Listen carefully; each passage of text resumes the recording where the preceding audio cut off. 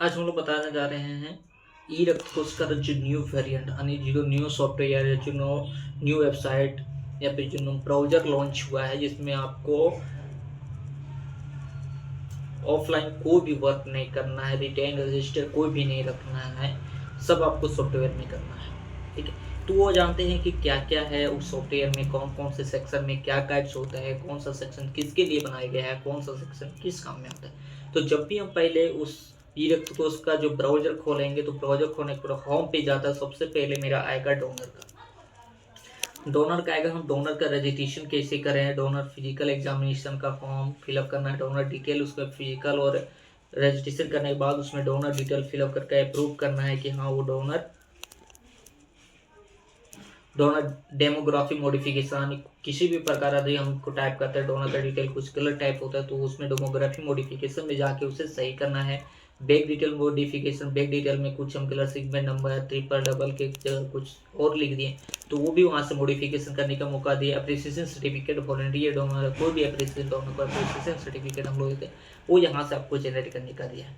Donor counselling यानी पूरी counselling, donor का काउंसलिंग जो भी करता है वो यहाँ से काउंसलिंग करके फॉर्म फिलअप कर सकते हैं।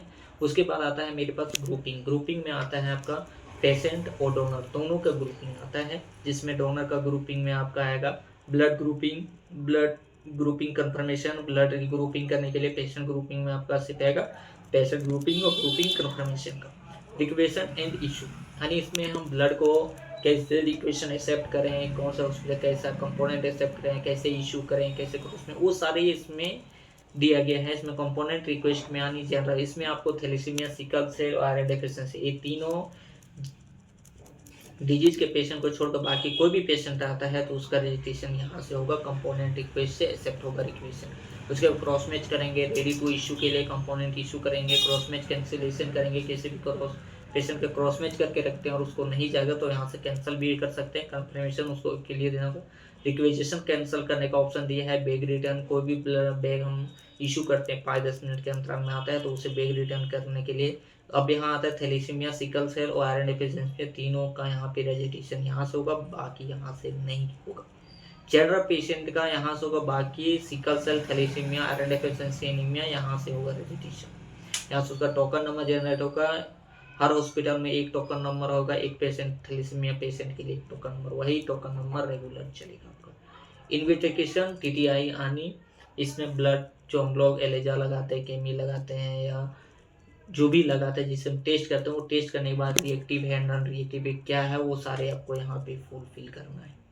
कैंप का डिटेल में आपका कौन सा कैंप है, कौन कौन करवा रहा है, कितना यूनिट का करवा रहा है, कितना बजे से कितना बजे, कौन दिन करवा रहा है, कौन टेक्नीशियन जा रहा है, कौन डॉक्टर जा रहे हैं, कौन गाड़ी जा रहे हैं, पूरी डिटेल आपको यहाँ पे फुलफिल करना है। जो आप ऑफलाइन कर रहे थे अब ऑनलाइन आपको इस वेबसाइट पे आके करना है। रजिस्ट्रेशन, एंट्री, डेस्क, जो भी ए टू जेड कैंप के बारे में करना है सब यहाँ आके करना है। इंक्वायरी का मतलब आप जानते हैं पूछताछ, यानी किसी भी चीज़ का इंक्वायरी करना, जैसे कि static blood stock enquiry, back tracking, कोई भी ब्लड बैग कहाँ पे है नहीं पे है, इशू हुआ कि नहीं हुआ, अभी क्या है, उसका एक्सपायरी क्या है नहीं है, ट्रिपल डबल, वो सारे आप ट्रैकिंग कर सकते हैं। यूजर लॉगिन रिक्वेस्ट अप्रूवल कर सकते हैं, बैक पेशेंट डिटेल रिफर्ड कर सकते हैं। स्टॉक ट्रांसफर यानी स्टॉक ट्रांसफर एक्सटर्नल ब्लड यानी एक ब्लड बैंक से दूसरे ब्लड बैंक हम अपना स्टॉक कैसे ट्रांसफ़र करें, अपनी ब्लड बल्क में कैसे दें, वो पूरी आपको यहाँ पे प्रोसेस है कि रिक्वेशन कैसे बनाएं, कैसे भेजें, कैसे एक्सेप्ट करें, क्या कितना कंपोनेंट चाहिए, क्या चाहिए नहीं चाहिए, पूरी यहाँ पे आपको प्रोसेस है, पूरी यहाँ प्रोसेस करना होगा। उसके बाद ब्लड स्टॉक आता है। ब्लड स्टॉक में आता है आपको component separation, labelling and shifting के लिए स्टोरेज मूवमेंट यानी सब टेस्ट लगने के बाद स्टॉक में मूवमेंट करना, बैग कैंसिलेशन का ऑप्शन आता है, बैग कैंसिलेशन कंफर्मेशन का ऑप्शन आता है, बैग रिजर्व का ऑप्शन आता है, बैग अनरिजर्व यानी किसी पेशेंट के लिए पर्सनल रिजर्व करना, वो सब सारे अनरिजर्व करना, पूरी डिटेल यहाँ पे आएगी। Ready to fraction hand over यानी कोई भी एफएफपी को टास्क में भेजता है उसके लिए यहाँ पे कॉलम फ्रैक्शन और हैंड ओवर का। बल्क कंपोनेंट सेपरेशन यानी बल्क से मंगाए तो उस कंपोनेंट को सेपरेशन करें, न्यू बल्क कंपोनेंट सेपरेशन सारी आपको यहाँ पे करनी है ऑनलाइन इसी वेबसाइट पे।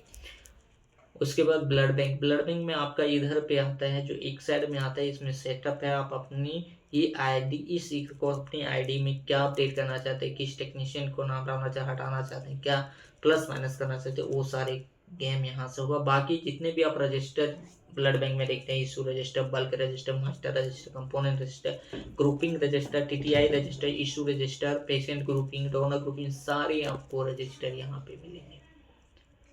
को भी आपको रिटेन में रजिस्टर नहीं रखना, पूरी रजिस्टर आपको यहाँ पे मिलेगा। जब जिस दिन से जिस दिन तक रजिस्टर पूरी डाउनलोड यहाँ पे हो। और ये सारे वेबसाइट में आपकी एक गलती आपके ब्लड बैंक को एनसी लगा सकता है। इसलिए इस वेबसाइट में जो भी काम करे, जो भी टेक्नीशियन, पूरी धैर्य और सोच समझ के काम करे। थैंक यू, धन्यवाद। वीडियो को अच्छा लगा है तो वीडियो को शेयर करें, लाइक करें, कमेंट करें और चैनल को सब्सक्राइब करें। Thank you.